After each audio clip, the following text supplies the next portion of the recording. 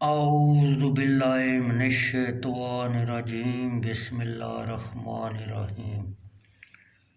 بخاری شریف جلد سوم، حدیث نمبر 146۔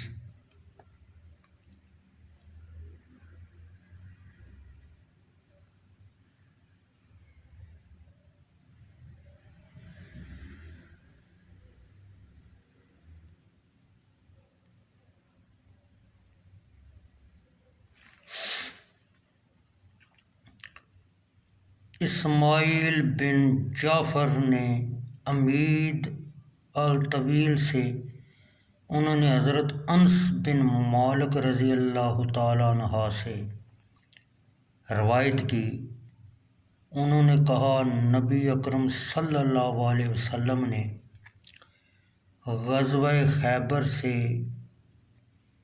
واپسی پر خیبر اور مدینہ منورہ کے درمیان اس حال میں 3 دن قیام فرمایا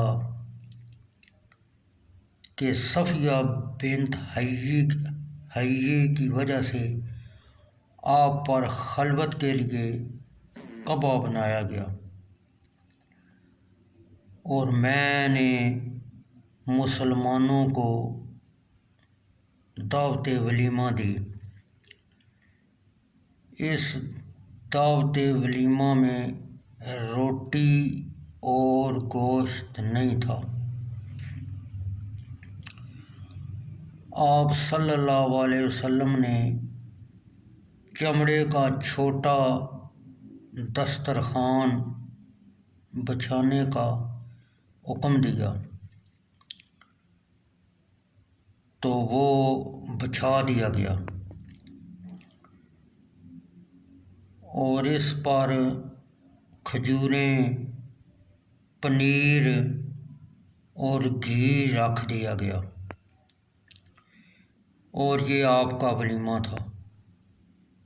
مسلمانوں نے باہم کہا، کیا یہ امہات المومنین میں سے ہیں؟ اور اگر اس کو پردہ میں نہ رکھا تو وہ آپ کی لونڈی ہے۔ اور جب آپ نے وہاں سے کوچ کا ارادہ فرمایا تو آپ نے اونٹنی پر اپنے پیچھے ان کی جگہ بنائی اور ان کے اور لوگوں کے درمیان پردہ کر دیا۔